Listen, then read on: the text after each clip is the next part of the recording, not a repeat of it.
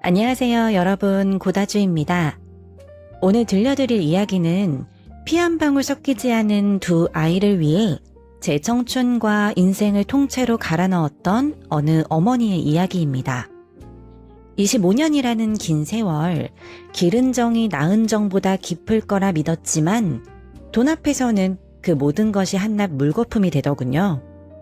하지만 이 어머니는 호락호락하게 당하고 있지만은 않았습니다. 눈물 대신 차가운 복수를 선택한 그녀의 통쾌한 반격은 무엇이었을까요?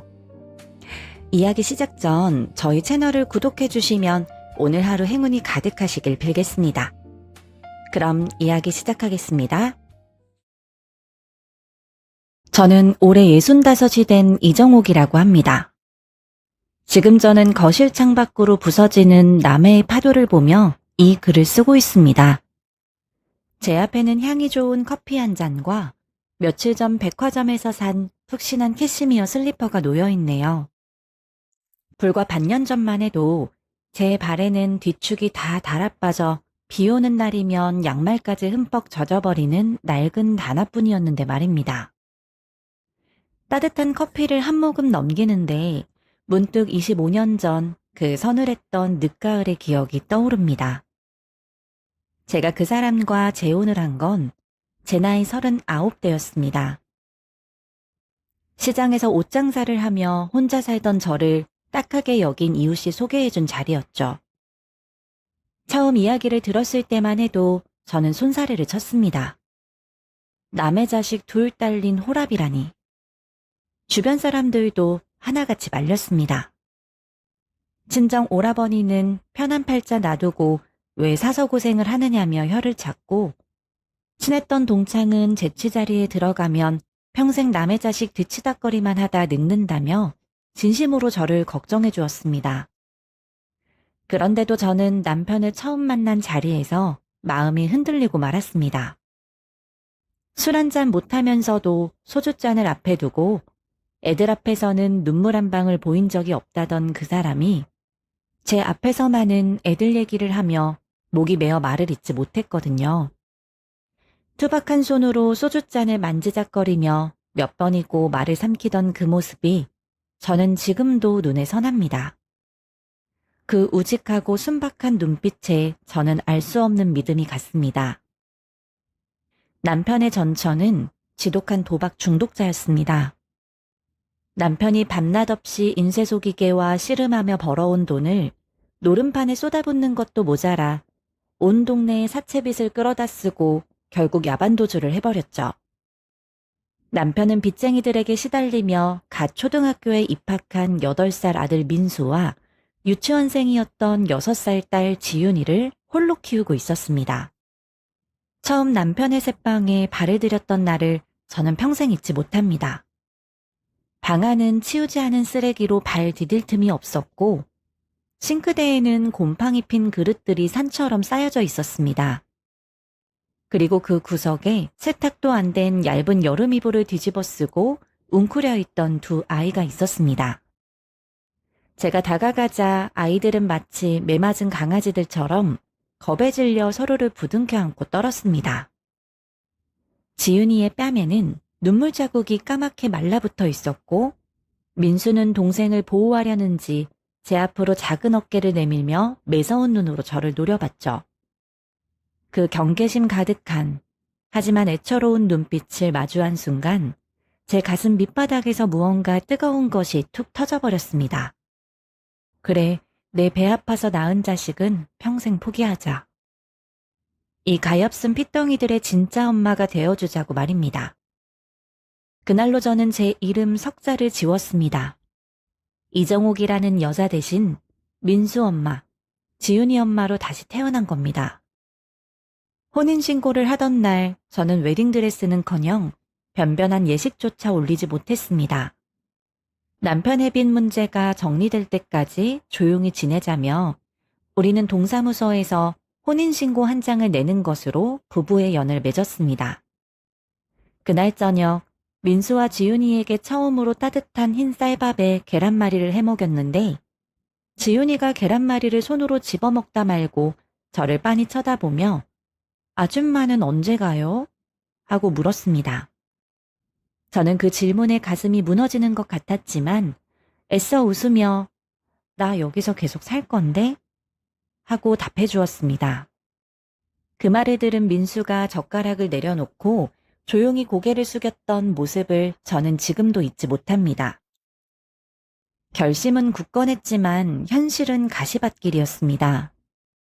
남편의 인쇄소는 빚을 갚느라 매달 적자에 시달렸고 아이들이 커갈수록 식비며 학원비는 눈덩이처럼 불어났죠. 저는 아이들 입에 고기 반찬 하나라도 더 넣어주기 위해 몸이 부서져라 일했습니다. 함께 산 지 반년쯤 지났을 무렵 감기 몸살로 며칠을 앓아놓은 적이 있습니다. 끙끙 앓으며 겨우 몸을 일으켜 저녁을 차리는데 창문 밖에서 지윤이가 조그맣게 부르는 소리가 들렸습니다. 엄마, 나 배고파. 그 말을 듣는 순간 저는 숟가락을 든 채 그 자리에 얼어붙고 말았습니다. 아이가 저를 처음으로 엄마라고 부른 순간이었거든요. 몸살 기운도 있고 저는 부엌으로 달려가 아이가 좋아하는 계란찜을 만들어 주었습니다. 그날 이후로 지윤이는 그리고 얼마 지나지 않아 민수도 저를 자연스럽게 엄마라고 부르기 시작했습니다. 새벽 4시에 일어나 동네의 학습지와 우유를 돌렸고 낮에는 시장통 국밥집 주방에서 뜨거운 뚝배기를 수백 개씩 닦아냈습니다. 손이 퉁퉁 붓고 갈라져도 저는 단 하루도 쉬지 않았습니다. 저녁에는 남편의 인쇄소로 달려가 손끝이 까맣게 물들도록 종이를 접고 묶었죠. 기름때와 잉크가 지워지지 않는 제 손은 늘 거칠고 투박했습니다. 제 옷 한 벌, 화장품 하나 사본 적이 없었습니다. 민수가 또래 친구들에게 기죽는 게 싫어서 백화점에서 제일 비싼 유명 브랜드 운동화를 사신키면서도 정작 저는 시장에서 10,000원 주고 산 굽낮은 단화를 밑창이 다 닳아 맨바닥이 느껴질 때까지 신었습니다. 피가 섞이지 않았다는 건 생각보다 더 아프고 시린 꼬리표였습니다. 동네 사람들은 새엄마가 얼마나 잘 키우겠냐며 색안경을 끼고 봤고 학교에서는 짓궂은 아이들의 놀림감이 되기 일쑤였죠. 한 번은 초등학교 3학년이던 지윤이가 학교에서 새엄마라는 이유로 놀림을 받고 피투성이가 되도록 싸우고 돌아온 적이 있었습니다. 상처에 연고를 발라주며 눈물을 흘리는 저를 껴안고 아이는 오히려 자기가 진짜 엄마라고 맞서 싸웠다며 제 품을 파고들었습니다. 다음 날 당장 가게 문을 닫고 학교로 쫓아가 그 아이 부모를 불러다 놓고 내 자식 눈에 눈물 나게 하면 가만두지 않겠다고 핏대를 세웠던 날. 담임 선생님은 놀란 얼굴로 저를 만류하려 했지만 저는 물러서지 않았습니다. 상대 아이의 부모가 연신 고개를 숙이며 사과를 하고 나서야 저는 겨우 화를 가라앉힐 수 있었습니다. 학교 문을 나서며 제 손을 꼭 쥐어주던 지윤이의 그 온기를 저는 평생 잊지 못합니다. 민수가 장염으로 고열에 시달리던 밤에는 쏟아지는 장대비를 뚫고 아이를 업은 채 응급실로 달렸습니다. 우산도 못 챙긴 채 비를 쫄딱 맞으며 병원 문을 두드리는 저를 보고 당직 간호사는 잠시 놀란 눈치였지만 곧 다급하게 아이를 받아들고 응급처치실로 데려갔습니다. 링거를 맞으며 축 늘어진 민수의 손을 붙잡고 살려달라며 맨발로 통곡하던 저를 의사 선생님조차 친엄마로 알고 위로할 정도였습니다. 저는 단 1초도 스스로를 새엄마라 생각한 적이 없었고 아이들도 저를 진짜 엄마로 믿고 따랐습니다. 민수가 고등학교에 올라가면서는 사춘기 방황이 유독 심했습니다. 친구를 잘못 만나 밤 늦게까지 들어오지 않는 날이면 저는 시장 골목골목을 발이 부르트도록 뒤지고 다녔습니다. 어느 겨울밤에는 오락실 뒷골목에서 담배를 피우다 저와 눈이 마주친 민수가 도망치려 했는데 저는 그 자리에서 아이를 붙잡고 매섭게 나무라는 대신 그저 꽁꽁 언손을 꼭 잡아주며 춥지 않았냐고 물었습니다. 그날 밤 민수는 제 앞에서 처음으로 소리내어 울며 저도 친엄마처럼 민수를 버릴까봐 일부러 엄마가 봤다고 속마음을 털어놓았습니다. 저는 그날 밤을 새워 아이를 다독이며 네가 무슨 짓을 해도 나는 너를 절대 버리지 않는다고 몇 번이고 다짐하듯 말해주었습니다. 명절이면 더 서러웠습니다. 시댁 어른들은 저를 두고 대놓고 핏줄도 아닌데 뭘 그렇게 애쓰냐며 혀를 찾고 차례상 앞에서는 저를 아예 없는 사람 취급하기도 했습니다. 그럴 때마다 민수와 지윤이는 제 손을 양쪽에서 꼭 붙잡고 어른들 앞에 나서서 우리 엄마한테 그런 말씀 하지 마세요. 라며 또박또박 말해주었습니다. 8살, 6살 때는 저를 경계했던 그 아이들이 어느새 저를 지키려 드는 모습을 보며 저는 명절의 서러움도 눈 녹듯 잊을 수 있었습니다. 지훈이가 대학에 합격했을 때에는 등록금이 없어 발을 동동 굴렀습니다. 남편의 인쇄소는 여전히 빚을 갚느라 여유가 없었고 저는 궁여지책으로 동네 아주머니들과 갯돈을 부어가며 목돈을 마련했습니다. 갯돈을 타던 날 지훈이 손에 등록금 봉투를 쥐어주며 저는 아무렇지 않은 척 활짝 웃었지만 속으로는 그달 생활비를 어떻게 메울지 눈앞이 캄캄했습니다. 그런데도 대학 캠퍼스에 첫 발을 내딛던 지훈이가 저를 돌아보며 환하게 웃던 그 얼굴 하나로 저는 그 몇 달의 궁핍함을 다 잊을 수 있었습니다. 입학식이 끝나고 지훈이는 캠퍼스 벤치에 앉아 저에게 이렇게 말했습니다. 엄마, 나 이 학교 졸업하면 제일 먼저 엄마한테 명품 가방 사드릴 거야. 저는 그 말이 그저 철없는 딸의 애교 섞인 다짐인 줄로만 알았습니다. 지훈이는 졸업 후 정말로 첫 월급을 타서 작은 가방 하나를 사왔었죠. 저는 그 가방을 아직도 옷장 깊숙이 소중히 간직하고 있습니다. 이제는 그 가방을 볼 때마다 마음이 복잡해지지만 그래도 참아 버리지는 못했습니다. 그렇게 제 청춘과 무릎연고를 갉아바친 25년이 흘렀습니다. 하늘도 제 정성을 알았는지 아이들은 엇나가지 않고 바르게 자라주었습니다. 손주들이 태어나고 나서는 또 다른 행복이 찾아왔습니다. 저는 두 아이의 아이들, 그러니까 저와는 피 한 방울 섞이지 않은 손주들을 마치 제가 낳은 것처럼 예뻐했습니다. 민수의 첫째 아이가 저를 처음 할머니라고 불렀던 날, 저는 부엌에서 설거지를 하다 말고 눈물을 쏟았습니다. 지훈이의 딸 아이가 유치원 재롱잔치에서 저를 향해 손을 흔들며 노래를 부르던 모습은 지금도 눈에 선합니다. 그날 저는 맨 앞줄에 앉아 손주의 노래 한 소절 한 소절을 놓치지 않으려 눈을 떼지 못했습니다. 주말마다 손주들을 봐주며 함께 놀이터에서 뛰어다니던 그 시절이 저는 제 인생에서 가장 행복했던 순간이라고 자신 있게 말할 수 있습니다. 남편의 인쇄소도 고생 끝에 큰 빚을 받습니다. 사업이 크게 번창해서 시내 중심가 알짜배기 땅에 4층짜리 상가 건물까지 반듯하게 올리던 날 남편은 제 거친 손을 잡고 이 모든 게 다 제 덕분이라며 평생 은혜를 갚겠다고 울먹였죠. 건물 준공식 날 남편은 사람들 앞에서 저를 가리켜 이 집안을 일으켜 세운 진짜 주인이라고 말했습니다.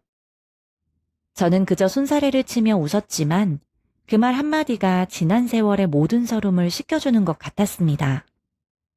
그날 저녁 남편은 저를 데리고 처음으로 백화점에 가서 제 발에 맞는 가죽 구두 한 켤레를 사주었습니다. 굽이 낮고 편안한 그 구두를 신어보며 저는 태어나서 처음으로 제 발이 이렇게 편할 수 있다는 걸 알았습니다. 물론 그 구두조차 저는 아까워서 특별한 날에만 꺼내 신었지만요. 민수와 지훈이도 어엿한 어른이 되어 명절이나 부모님 생신 때마다 봉투를 내밀며 엄마, 이제 고생 그만하고 좋은 것 좀 사드세요. 라고 말하곤 했습니다. 저는 그 봉투를 받을 때마다 늘 손사래를 치며 아이들 통장에 몰래 다시 넣어주었지만 그 마음만은 진심으로 고맙게 받았습니다. 적어도 그때는 그 말들이 전부 진심인 줄로만 알았습니다. 하지만 사람의 운명이라는 게 참 잔인하더군요. 은혜를 갚겠다던 남편은 그 말을 남긴 지 3년 만에 급성 심근경색으로 쓰러져 허망하게 세상을 떠나고 말았습니다. 장례식장 바닥에 주저앉아 오열하던 제 곁을 지킨 건 두 아이였습니다. 아빠 목까지 2배, 3배 더 잘하겠다고, 절대 외롭지 않게 끝까지 지켜주겠다고 맹세하며 제 손을 잡던 아이들을 보며 저는 남편을 잃은 슬픔 속에서도 큰 위안을 얻었습니다. 피보다 진한 것이 정이라더니 내 25년의 고생이 헛되지 않았구나 싶었죠. 남편이 남긴 상가 건물은 시세로 따지면 50억이 훌쩍 넘었고 매달 들어오는 임대료만 2천만 원 가까이 되었습니다. 남편은 생전에 그 건물의 명의를 제 앞으로 돌려두려 했지만 어차피 다 우리 아이들 물려줄 건데 뭐하러 명의를 바꾸냐고 굳이 고집을 피워 말렸던 건 저였습니다. 그게 제 평생 가장 뼈아픈 실수가 될 뻔했고 동시에 저를 지옥에서 건져 올린 가장 다행스러운 결정이 될 줄은 장례식장에서 눈물을 흘리던 그때까지만 해도 꿈에도 몰랐습니다. 남편의 사무제를 치르고 몇 달은 아이들이 매일같이 전화도 하고 찾아오기도 했습니다. 그런데 언제부터인가 아이들의 태도에서 묘한 위화감이 느껴지기 시작했습니다. 주말이면 꼬박꼬박 손주들을 데리고 오던 민수의 발길이 한 달에 한 번, 2달에 한 번으로 점점 뜸해졌고 매일 미주알고주알 수다를 떨던 지윤이도 바쁘다는 핑계로 일주일 넘게 연락이 없는 날이 잦아졌습니다. 손주의 어린이집 재롱잔치가 있다며 며칠 전부터 옷까지 새로 사두었는데 정작 당일에는 며느리한테서 사정이 생겼으니 안 오셔도 된다는 문자 한 통만 달랑 왔습니다. 그날 저는 곱게 다려둔 옷을 옷장에 도로 넣으며 처음으로 서운함을 넘어선 이상한 불안감을 느꼈습니다. 며칠 뒤에는 아파트 부녀회장이 지나가는 말처럼 저에게 요즘 애들이 어머니 걱정 많이 하더라고요. 건강 잘 챙기세요. 라고 말을 건넸습니다. 저는 대수롭지 않게 넘겼지만 돌이켜보면 그때부터 이미 아이들이 주변 사람들에게 저에 대한 이상한 소문을 조금씩 흘리고 있었던 것 같습니다. 정작 저는 그런 낌새를 눈치채지 못한 채 그저 자식들이 이웃들 앞에서 저를 잘 챙긴다고 자랑하고 다니는 줄로만 알았습니다. 각자 가정 꾸리고 사느라 바쁘겠거니 하고 서운한 마음을 누르고 있던 어느 주말 저녁이었습니다. 갑자기 민수가 예고도 없이 커다란 한약 상자를 들고 찾아왔습니다. 아이들 없이 혼자 온 민수의 표정은 어딘가 쫓기는 사람처럼 어둡고 굳어 있었습니다. 제가 반갑게 약상자를 받아들려는데 민수가 제 눈을 똑바로 쳐다보지 못하고 시선을 피하며 평소와 다르게 빠르고 건조한 목소리로 내뱉었습니다. 엄마, 요즘 깜빡깜빡 하신다면서요. 며칠 전에 가스불도 켜놓고 외출하셨다가 냄비도 태우셨다고 지훈이가 걱정하더라고요. 이거 뇌세포 살려주는 귀한 약이니까 꼭 챙겨 드세요. 이상했습니다. 가슴 한구석이 서늘해지는 기분이 들었죠. 저는 가스불에 냄비를 태운 적이 단 한 번도 없었고 외출할 때면 밸브를 강박적으로 확인하는 사람입니다. 당연히 지은이에게 그런 말을 한 적도 없었고요. 되묻고 싶었지만 그 순간 미세하게 떨리는 민수의 눈동자를 보고 무언가 단단히 잘못되어 가고 있다는 직감이 온몸을 휘감았습니다. 이때까지만 해도 저는 제 25년의 세월이 피를 나는 친엄마라는 존재와 돈 앞에서 얼마나 기가 막히게 부정당할지 상상조차 못하고 있었습니다. 그날 밤 민수가 황급히 돌아가고 난 뒤 저는 식탁 위에 덩그러니 놓인 한약 상자를 한참이나 들여다보았습니다. 고급스러운 비단 보자기에 쌓인 상자였지만 제 눈에는 마치 언제 터질지 모르는 시한폭탄처럼 보였죠. 예전 같았으면 아이들이 사다 준 정성이 고맙다며 두말 없이 챙겨 먹었을 텐데 그날따라 이상하게 손이 가지 않았습니다. 상자를 몇 번이고 열었다 닫았다 하며 망설이던 저는 결국 그 낯선 불안감을 이기지 못하고 상자를 조심스럽게 열어보기로 했습니다. 조심스럽게 상자를 열고 진공 포장이 된 한약 봉지 하나를 꺼냈습니다. 봉지 귀퉁이를 가위로 살짝 잘라 코에 가져다 대는 순간 미간이 확 찌푸려졌습니다. 보통의 십전 대보탕이나 보약에서 나는 쌉싸름하면서도 깊은 당기나 감초 냄새가 아니었습니다. 한약 특유의 향 뒤로 머리가 핑 돌 만큼 역하고 키키한, 생전 처음 맡아보는 이상한 약 냄새가 숨어 있었거든요. 순간 등줄기를 타고 식은땀이 흘러내렸습니다. 내 배 아파 낳진 않았어도 25년을 내 목숨보다 귀하게 여겼던 아들이 준 약이었습니다. 그 약을 의심하며 코를 킁킁거리고 있는 제 처지가 서글프고 비참해서 헛웃음이 났습니다.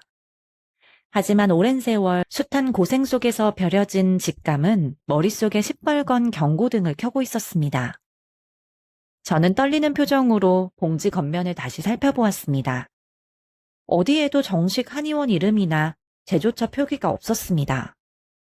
그저 흰 종이에 손글씨로 뇌세포 활성 처방이라고만 적혀져 있을 뿐이었죠. 인터넷에 비슷한 증상을 검색해보니 정체를 알 수 없는 약을 먹고 극심한 어지러움증과 기억 혼란을 겪었다는 사례들이 여럿 나왔습니다. 등줄기가 다시 한번 서늘해졌습니다. 저는 그 비싼 한약 30포를 모조리 가위로 잘라 싱크대 하수구에 쏟아부었습니다. 시커먼 약물이 소용돌이치며 하수구 밑으로 빨려 들어가는 모습을 보며 25년간 쌓아온 제 맹목적인 믿음도 함께 씻겨내려가는 것을 느꼈습니다. 그 일이 있고 며칠 뒤 지윤이가 모처럼 제 집에 들렀습니다. 바쁘다며 한 달 넘게 코빼기도 안 비치던 딸이 양손에 과일 바구니를 들고 온 것을 보며 찰나였지만 내가 아이들을 너무 예민하게 오해했나 싶을 만큼 자책감마저 들었죠. 하지만 지윤이의 행동은 집에 발을 들이는 순간부터 묘하게 엇나가 있었습니다. 제가 주방에서 과일을 깎고 있는데 거실에 있던 지윤이가 갑자기 짜증 섞인 목소리로 소리를 질렀습니다. 엄마, 리모컨도 냉장고에 넣었어? 아, 내가 진짜 미치겠다. 요즘 왜 이래 자꾸?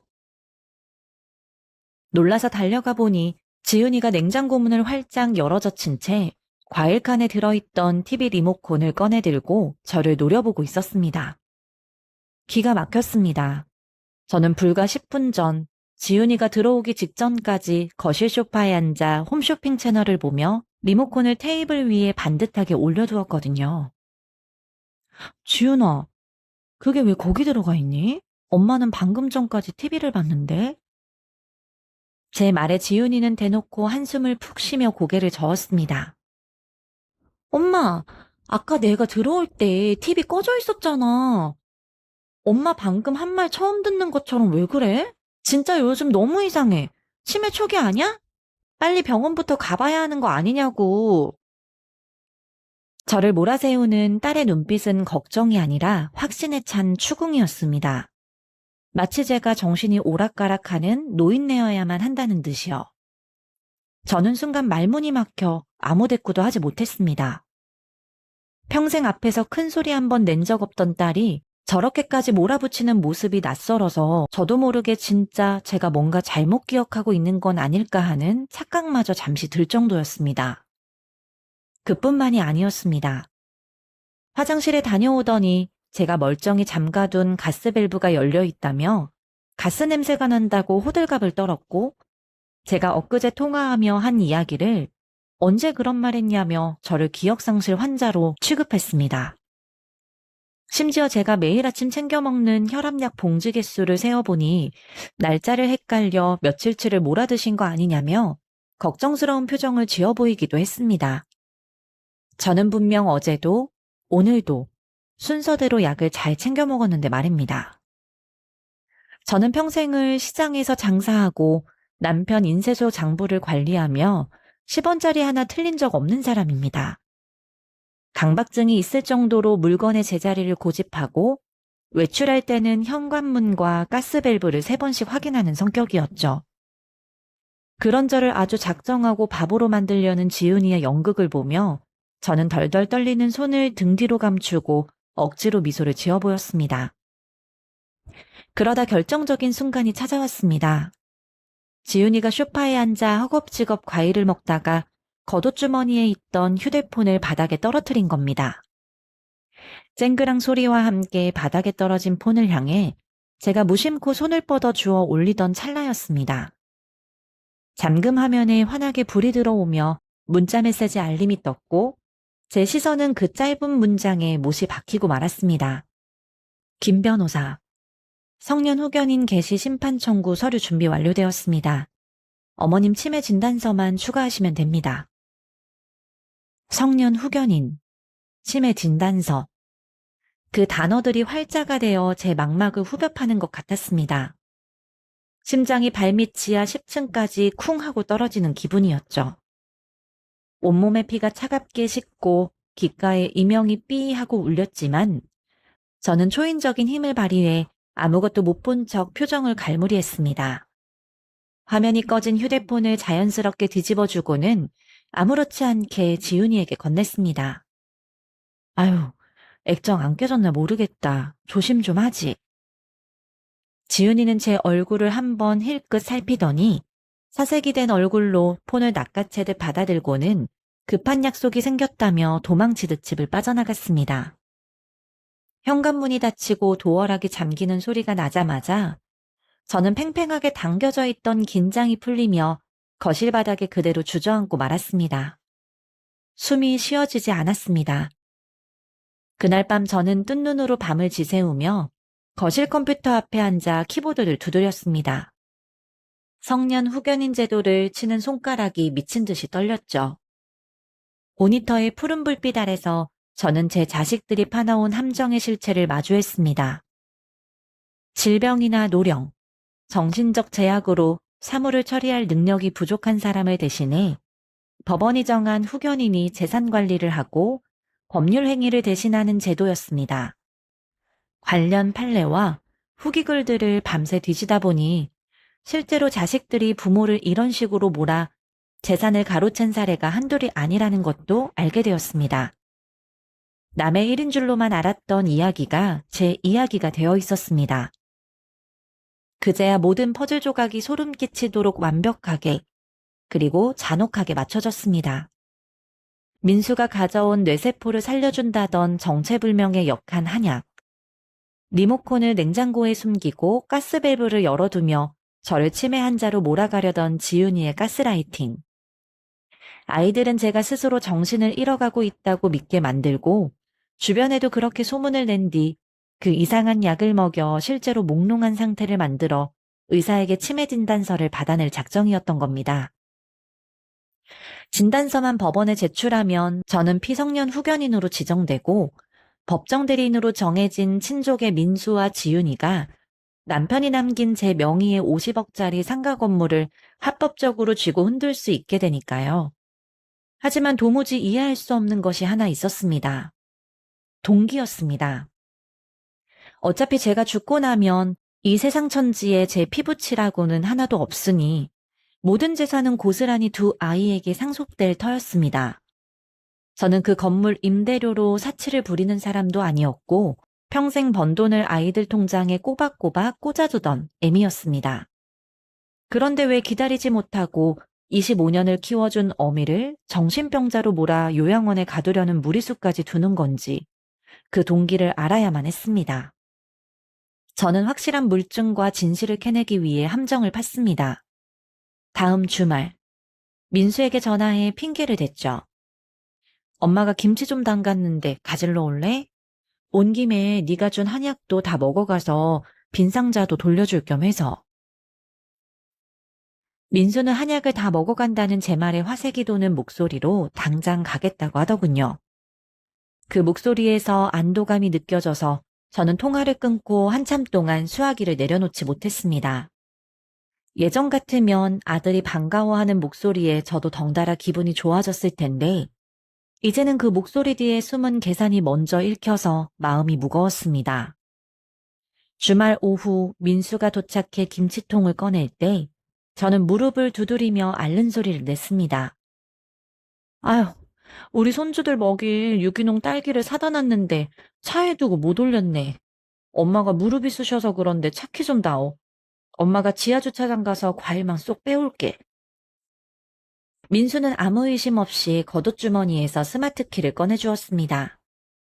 저는 과일 바구니를 챙긴다는 핑계로 지하주차장으로 내려가 민수의 차문을 열고 조수석에 올라탔습니다. 쿵쾅거리는 심장 소리가 지하주차장을 울리는 것만 같았습니다. 떨리는 손으로 룸미러 뒤에 달린 블랙박스의 전원선을 뽑고 손톱보다 작은 마이크로 SD 메모리 카드를 꺼냈습니다. 그리고 예전에 쓰던 고장난 메모리 카드를 대신 끼워 놓은 뒤 태연하게 집으로 돌아왔죠. 민수가 돌아가고 난 뒤 저는 심호흡을 몇 번이나 하고 컴퓨터에 메모리 카드를 연결했습니다. 수십 개의 파일이 날짜와 시간별로 정리되어 있었습니다.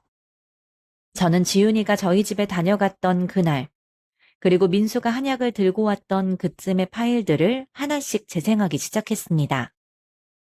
지루한 엔진 소리와 깜빡이 소리만 들리던 파일을 넘기고 또 넘기던 중 드디어 민수와 지훈이가 차 안에서 함께 나누는 대화가 스피커를 타고 흘러나왔습니다. 야, 너 오늘 표정 관리 잘해라. 그 노인네 눈치 백단이니까 쓸데없이 오버하지 말고 자연스럽게 밑밥 깔아, 알았어? 민수의 차가운 목소리였습니다. 그 노인네, 25년을 엄마라고 부르며 제품에 안겼던 입에서 나온 제 호칭이었습니다. 아, 나도 알아. 근데 오빠, 진짜 이렇게까지 해야 돼? 친엄마 빚이 도대체 얼마길래 그래? 지훈이의 짜증 섞인 물음에 민수가 운전대를 쾅 내리치는 소리가 들렸습니다. 몰라, 사채업자들이 친엄마 요양병원까지 쫓아왔다잖아. 이자까지 쳐서 10억은 될 거라는데 우리가 무슨 돈이 있어서 그걸 갚아. 친엄마가 우리 버리고 간 건 맞지만 그래도 우리 낳아준 핏줄이잖아. 길바닥에서 칼 맞아 죽게 생겼다고 울고불고 난리인데 자식 된 도리로 어떻게 모른 척해. 눈앞이 아찔해졌습니다. 남편이 빚쟁이들에게 시달리며 피눈물을 흘리게 만들고 어린 핏덩이들을 쓰레기 더미에 버려두고 도박판으로 도망쳤던 그 전처. 27년 전 야반도주했던 그 친엄마가 빚에 쫓겨 다시 나타난 겁니다. 남편에게 몇 번 스치듯 들었던 그 여자의 이야기가 떠올랐습니다. 젊었을 때부터 화투판을 전전하며 남의 돈에 손을 댔던 여자였고 아이들이 태어난 뒤에도 도박벽을 고치지 못해 결국 온 집안을 풍비박산 낸 장본인이었습니다. 그런 여자가 27년 만에 다시 나타나 눈물을 흘렸다는 것 자체가 저는 도무지 믿기지가 않았습니다. 자식들을 찾아와 눈물 콧물 쏟으며 살려달라고 애원하자 아이들은 길러준 25년의 은혜는 까맣게 잊고 핏줄이라는 이름 앞에 무릎을 꿇은 것이었습니다. 하긴 친엄마가 너무 불쌍하긴 하더라. 어제 병원 가서 보니까 삐쩍 말라서 숨도 겨우 쉬던데. 근데 오빠, 그 노인네 진짜 안 나갈 거래? 지발로 나가주면 굳이 이렇게 복잡하게 안 해도 되잖아. 지훈이가 투덜거리자 민수가 콧웃음을 쳤습니다. 미쳤냐? 그 노인네가 그 50억짜리 상가를 어떻게 포기해. 평생 구질구질하게 시장통에서 설거지나 하던 여자가 50억 건물주 소리를 들으며 사는데 그걸 내뱉겠어? 아빠도 웃기지. 친자식인 우리를 놔두고 왜 그 노인네 명의로 해놔서 이 사달을 만들어. 걱정 마. 내가 구해온 약. 그거 먹으면 환각 증세에 기억력 감퇴까지 직방으로 오는 성분이니까 약 며칠 더 먹이고 네가 옆에서 계속 바람 잡아서 치매 진단서 끊어내면 게임 끝이야. 후견인 선고받게 하고 싼 요양원에 쳐넣으면 돼. 요양원? 그 노인네가 순순히 가겠어? 법정 대리인이 우린데 안 가고 배겨? 상가관리 권한 우리한테 넘어오면 당장 담보대출 풀로 땡겨서 친엄마 빚부터 갚고 건물 팔아서 남은 돈은 우리가 반반 나누자. 길러준 게 무슨 대수라고. 어차피 지 자식 못 나오니까 우리 데려다가 소꿉놀이 한 거지. 결국 피가 섞여야 진짜 가족인 거야. 25년 제 청춘과 무릎 연고를 깎아바치고 남편이 죽었을 때 무너져 내리는 가슴을 부여잡고도 이 아이들의 든든한 버팀목이 되겠다며 다짐했던 세월이었습니다. 그래, 피가 섞여야만 진짜 가족이라면 생판 남인 내가 어디까지 차가워지고 잔인해질 수 있는지, 그깟 낳아준 정이 얼마나 부질없고 가벼운 것인지 똑똑히 보여주기로 했습니다. 남편이 죽기 전 저를 위해 남겨두었던 아이들은 꿈에도 모르는 그 비밀 서류를 드디어 세상 밖으로 꺼낼 때가 온 것입니다. 그날 밤 저는 남편의 영정사진 앞에서 오랫도록 앉아 있었습니다. 사진 속 남편은 여전히 순박한 얼굴로 저를 보며 웃고 있었죠. 저는 사진을 향해 조용히 읊조렸습니다. 여보, 나 이제 당신이 남겨준 그 서류 써야 될 것 같아. 당신 말대로 세상이 이렇게 무섭더라. 남편이 살아있었다면 이 상황을 보고 얼마나 마음 아파했을지, 또 얼마나 미안해했을지 생각하니 다시 한번 가슴이 저릿했습니다. 다음 날 아침 저는 검은 정장을 갖춰 입고 집을 나섰습니다. 발걸음이 향한 곳은 남편이 생전에 수십 년간 법률 자문을 맡기며 친형제처럼 지내던 김 변호사님의 사무실이었습니다. 제 헬쓱한 몰골을 보고 깜짝 놀라는 변호사님 앞에 저는 아무 말 없이 녹음 파일이 담긴 USB를 내려놓았습니다. 스피커를 통해 민수와 지윤이의 모의가 흘러나오는 동안 변호사님의 미간은 깊게 파였고 나중에는 주먹 쥔 손을 부들부들 떨며 참담한 탄식을 내뱉으셨습니다. 파일 재생이 끝나고 무거운 정적이 흐르자 저는 마침내 입을 열어 남편이 죽기 전 제게 남겨두었다던 그 비밀 서류를 꺼내달라고 요청했습니다. 변호사님이 금고에서 꺼내온 두꺼운 서류 봉투. 그것은 남편이 저를 위해 치밀하게 준비해둔 유언 대용 조건부 신탁계약서였습니다. 남편은 죽기 전 자신의 전처가 어떤 인간인지, 그리고 돈이라는 것에 사람의 본성을 어떻게 뒤틀어 놓을 수 있는지 정확히 꿰뚫어보고 있었습니다. 자신이 눈을 감고 나면 50억이라는 거대한 재산 앞에서 피 한 방울 안 섞인 제가 혹여라도 자식들에게 버림받을까봐 그게 가장 두렵고 미안하다며 눈물로 작성한 서류라고 변호사님은 전해주셨습니다.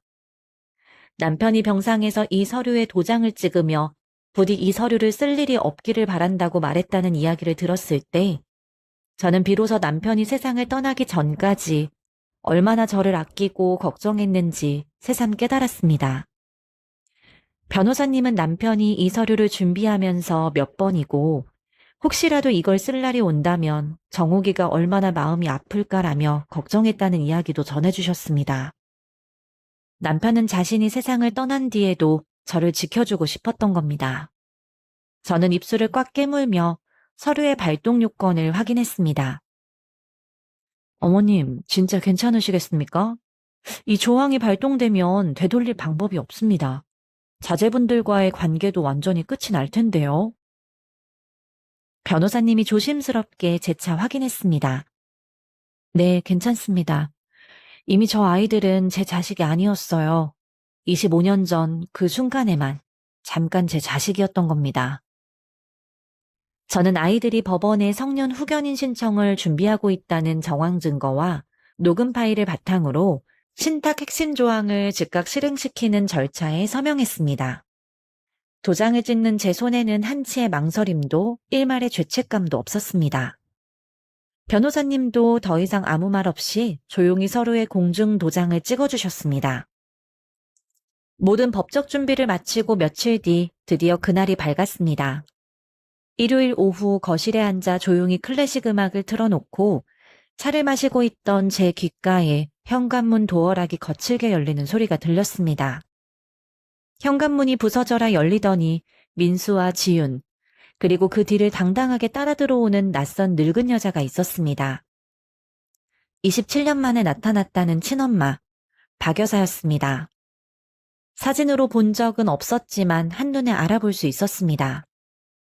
빚쟁이들에게 쫓겨 병원에 숨어 지낸다더니 화려한 명품 로고가 크게 박힌 원피스를 입고 짙은 화장에 빨간 립스틱을 떡칠한 모습이었죠.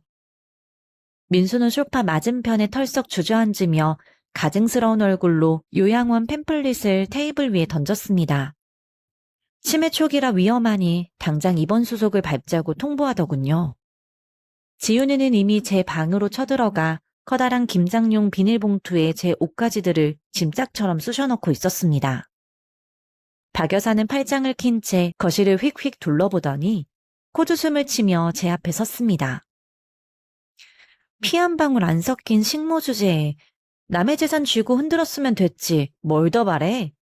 내 새끼들이 지들 애비 건물 팔아서 나 후광시켜준다는데 얌전히 물러날 것이지 어딜 그렇게 버티고 있어.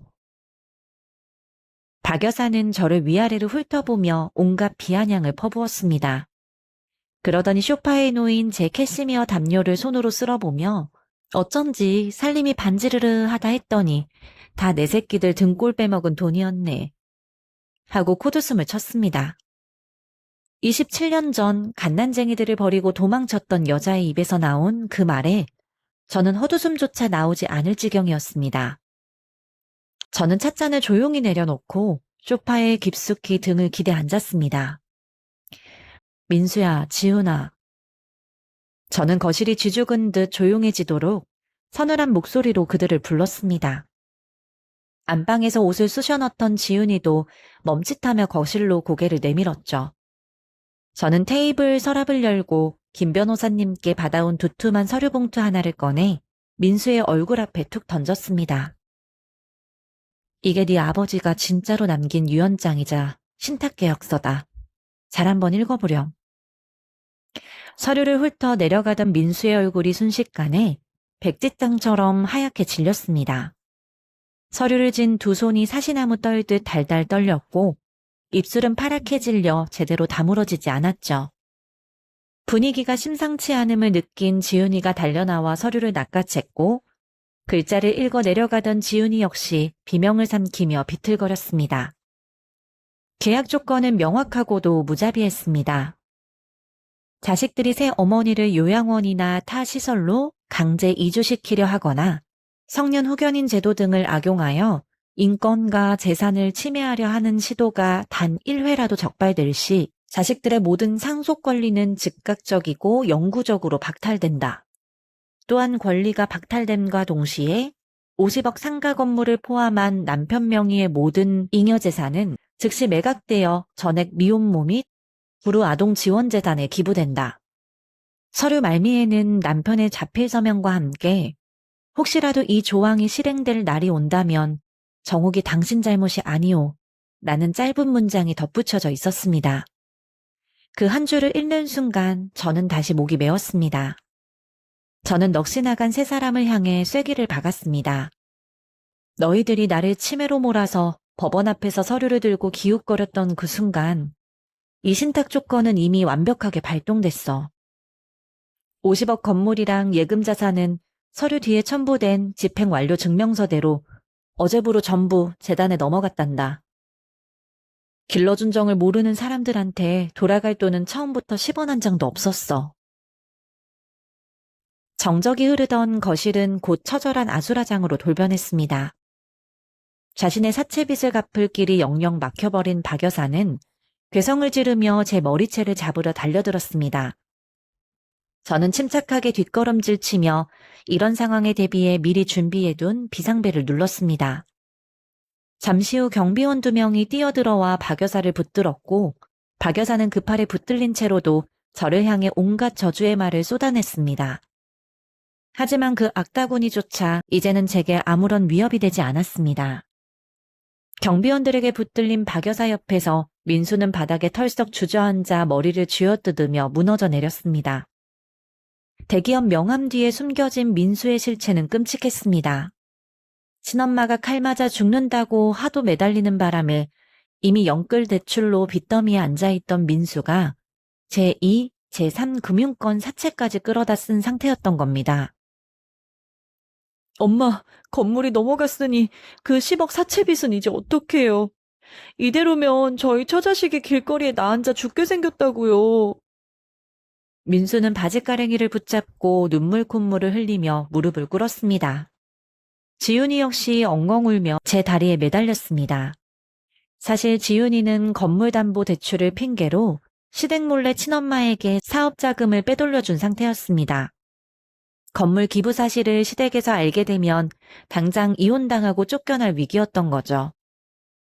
엄마, 25년 키워준 정을 봐서라도 제발 한 번만, 딱 한 번만 기부를 취소해주면 안 돼?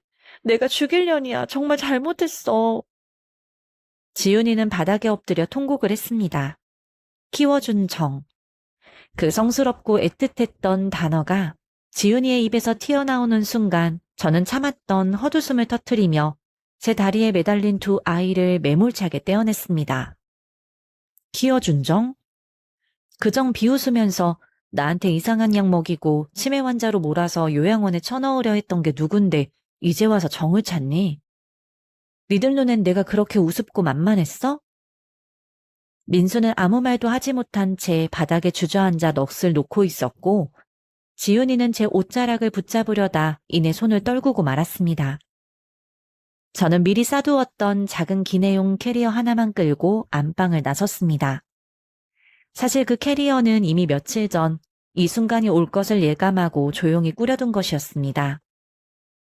바닥에 엎드려 통곡하는 민수와 지윤, 그리고 사시나무 떨듯 넋이 나간 박 여사를 내려다보며 저는 마지막 인사를 남겼습니다.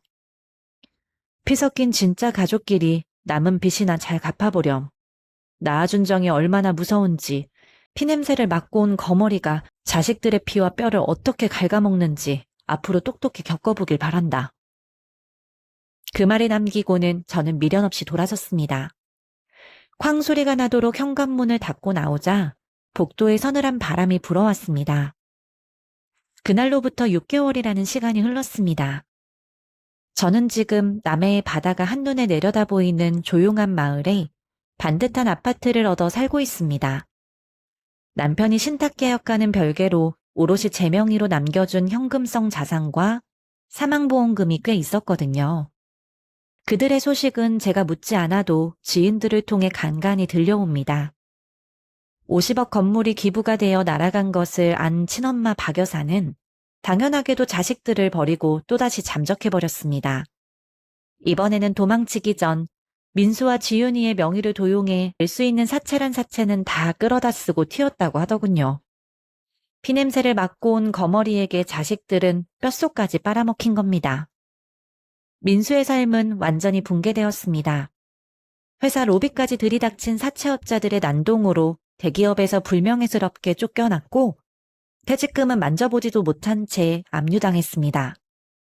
빚쟁이들의 빚 독촉에 시달리던 아내는 결국 아이들을 데리고 이혼소송을 제기했고 민수는 지금 신용불량자가 되어 일용직을 전전하며 여관방에 숨어 지낸다고 합니다.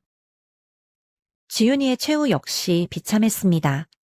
친엄마에게 돈을 빼돌렸던 사실과 건물이 넘어갔다는 사실을 알게 된 시댁에서는 당장 지윤이를 맨몸으로 내쫓았습니다. 민수와 지윤이는 몇 달 전 지인을 통해 어렵게 제 연락처를 알아내 문자를 보내오기도 했습니다.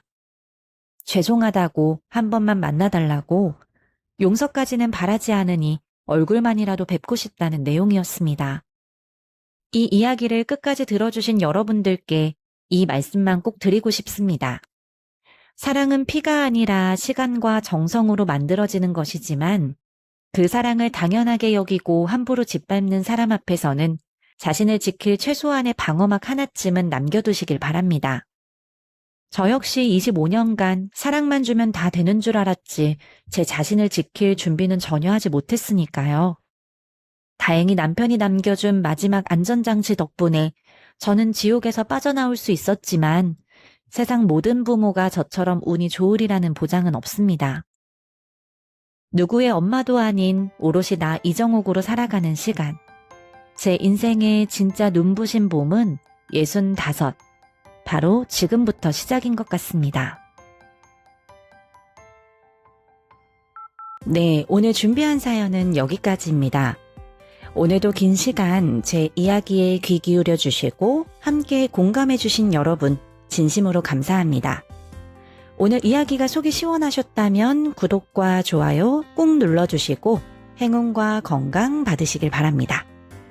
여러분들의 내일은 오늘보다 훨씬 더 당당하고 빛나기를 온 마음을 다해 응원하겠습니다.